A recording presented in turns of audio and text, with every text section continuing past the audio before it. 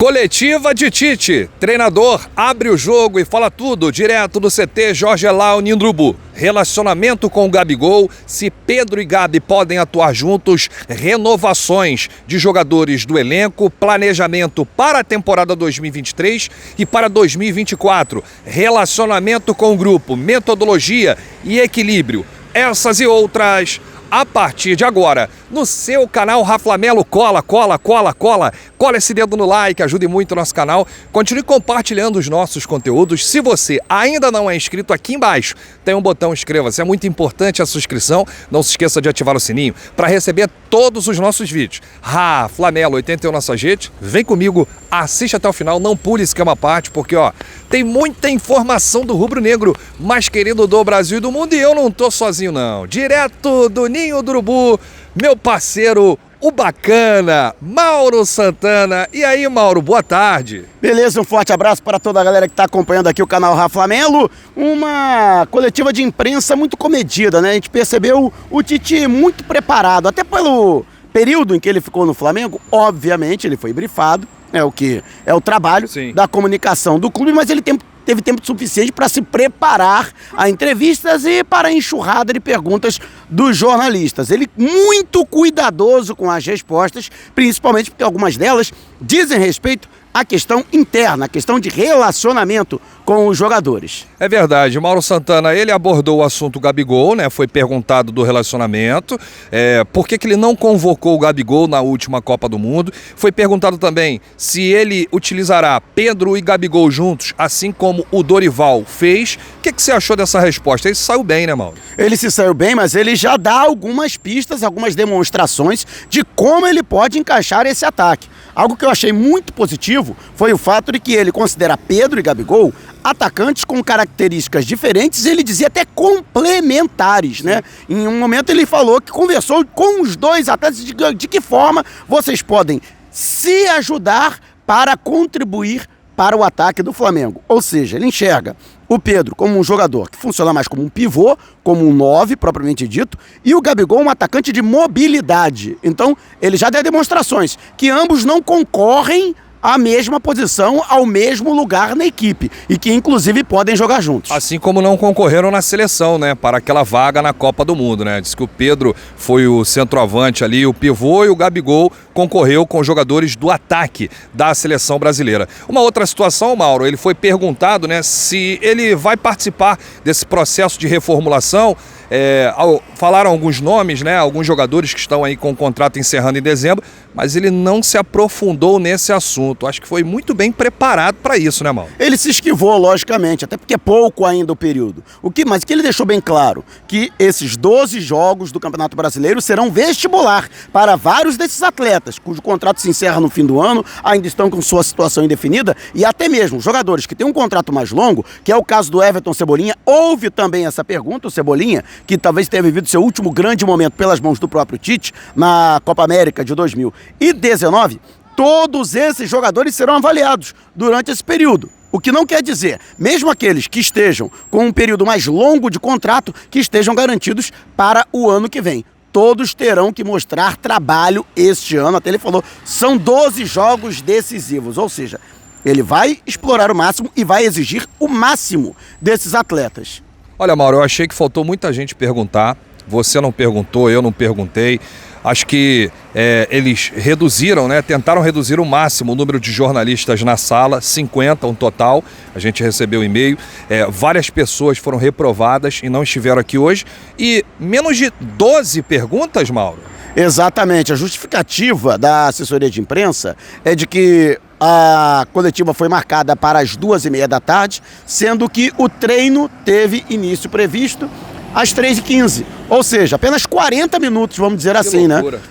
De disponibilidade do Tite, sendo que outra situação que poderia ser benéfica para os jornalistas, que é a participação dos dirigentes que estavam lá. O Landim estava lá, o Braz estava lá, o Spindel estava lá, o Belotti estava lá. Sim. E ninguém respondeu perguntas dos jornalistas. É verdade, é bom frisar isso. Atualmente acontece nas apresentações de atletas e de treinadores. O Marcos Braz e o Bruno Spindel, eles sempre ficam à disposição da imprensa e tinha tanta coisa para perguntar ao Marcos Braz, renovação de Bruno Henrique, como é que está aí, a que pé está essa negociação, renovação de Everton Ribeiro, a reformulação, planejamento, né, os próximos resultados, o que o Flamengo está brigando de fato nessa temporada de 2023, quando é que vai começar o planejamento de 2024, as contratações, se já tem algum jogador aí já no radar, e a gente ficou aí no escuro, né, Mauro? Lamentavelmente, mas eu acredito que até pelo trabalho interno e pelo cuidado da diretoria de não expor o Tite, pelo seguinte fato, de que já tivemos problemas envolvendo os treinadores anteriores. Sim. Então, há todo o cuidado com o Tite, de preservar a imagem do treinador. A gente sabe que a imprensa, né, acaba criando determinadas situações, a gente tem que perguntar, a gente é obrigado a perguntar, porque ali a gente está representando o torcedor. A gente tem que perguntar o que o torcedor quer saber. O torcedor quer saber, Bruno Henrique vai renovar? O Everton Ribeiro vai renovar? O Rodrigo Caio vai embora mesmo? Gabigol vai voltar a jogar bola? Quando? Né? São as perguntas que a gente quer saber. Né? O porquê que o Gabigol parou de jogar bola? Então, lógico que pelo lado deles existe também o trabalho da blindagem interna e de dar toda a sustentabilidade e principalmente dar tranquilidade ao trabalho do Tite. Eu percebo essa movimentação de blindagem. A gente percebeu, por exemplo, normalmente é permitido que façamos, por exemplo, alguns minutos do treinamento, pelo menos aquela fase inicial de aquecimento, bobinho, nem isso foi permitido. Não foi permitido que fizéssemos gravações no interior do CT, por isso estamos inclusive aqui, em frente à entrada do CT, porque lá dentro não foi permitida, né? A assessoria de imprensa explicou que não era permitida a permanência dos profissionais de imprensa após a coletiva. Então há todo um trabalho de blindagem do Ninho do Urubu para o trabalho do técnico Tite. Ô Mauro Santana, o Tite deu a entender que ele fez uma videoconferência com 3 atletas do Flamengo. Arrascaeta, Pulgar e Gerson, são esses atletas? Eu diria que sim, porque são jogadores que não estiveram à disposição dele. Não é apenas uma questão do trabalho no dia a dia, que com certeza também é um dificultador para esses 3 jogadores. O Pulgar já está incorporado, né? Ele chegou ontem à noite ao Rio de Janeiro. Gerson e Arrascaeta, se não me engano, entram em campo amanhã, inclusive um contra o outro, né, na disputa entre Uruguai e Seleção Brasileira nas eliminatórias para a Copa do Mundo de 2026, e depois vai haver uma análise se eles poderão ser utilizados pelo Tite na quinta-feira, na estreia do treinador à beira do gramado, diante do Cruzeiro, lá em Belo Horizonte. Se Deus quiser, também estaremos lá, né, para acompanhar aí o pontapé inicial do trabalho do Tite. Mas acredito que sim, até porque o Tite, além da questão do campo, também tem conversado com alguns atletas, sim, até para saber a questão anímica, para saber como está o entusiasmo do jogador, como está a situação da confiança. Inclusive ele falou a respeito disso, né? De colocar o jogador na zona de confiança, sim, não na zona de conforto, mas na zona de confiança, e dar a esse jogador o desafio. O que seria o desafio? Tá sempre cobrando, né? Então, são 3 questões aí. O próprio Diego Ribas chegou a falar isso, que com a chegada do Tite, ele ia resgatar a competitividade no elenco. E isso é muito sadio, né? Você resgatar a confiança do atleta, ele começa a competir para uma posição no time titular. O que não tinha isso no Flamengo. O que tinha era uma acomodação, né? Até hoje, nessa temporada. Não, e outra coisa também. É uma tábula rasa a chegada do Tite. Então, pode ser, é possível que jogadores que até não tinham... Só dizer que isso não é tiro, não, é a moto que passou aqui. O rapaz, ele tem que mudar o escapamento, né? Mas a situação é a seguinte, há uma tábula rasa nesse trabalho do Flamengo agora, com a chegada do Tite. Então, é possível que jogadores que até agora não tiveram oportunidade, ou tiveram pouquíssima oportunidade, vou dar aqui o exemplo do Rodrigo Caio, por que não ser utilizado logo de cara, ou ganhar minutagem com o Tite, talvez entrar no decorrer do segundo tempo? É um momento de observação do treinador. Então, eu acredito que ninguém tem vaga cativa, da mesma forma que ninguém também tem porta fechada nesse time. É verdade. Para fechar aqui, ele falou da questão do equilíbrio, né, da equipe. Se ele conseguir reencontrar esse equilíbrio, que foi feito muito bem, elogiado pelo técnico Dorival Júnior, inclusive ele elogiou, né, o Dorival quando fez na última temporada, que desde o Jorge Jesus ninguém conseguiu isso. Então ele vai buscar esse equilíbrio da equipe rubro-negra entre defesa e ataque, e meio. Então, ele conseguindo equilibrar tudo isso, ele consiga talvez resgatar o DNA rubro-negro.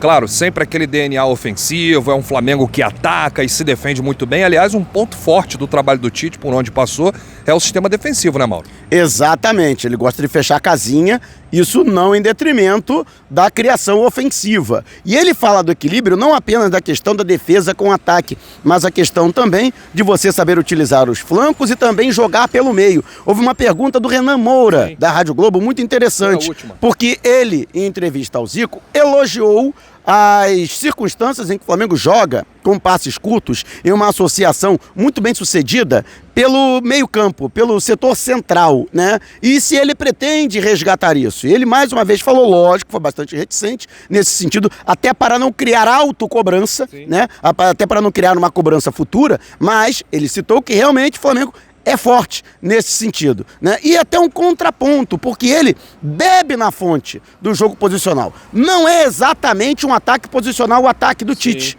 né? Mas ele utiliza algumas características do jogo posicional, em contraponto ao jogo associativo, que é justamente essa questão de você poder realizar aí com os jogadores mais próximos, com as linhas mais próximas, trocas de passe que possibilitem levar a bola mais rápido da defesa para o ataque. Meu amigo Mauro Santana, é sempre um prazer, uma honra a sua participação aqui no canal Raflamelo, direto do CT Jorge Elao Nindrubu. Nesse momento, o Flamengo está realizando aí mais uma atividade com o Tite, o elenco que folgou ontem, e a preparação que serve para o jogo contra o Cruzeiro, quinta-feira. Amanhã, a última atividade, não, amanhã é terça. Calma, minha cabeça está avançada. Hoje é segunda, terça-feira tem mais uma atividade, na quarta-feira a última, antes do embarque para Belo Horizonte, Minas Gerais, onde o Flamengo enfrenta o Cruzeiro quinta-feira, lá em Minas.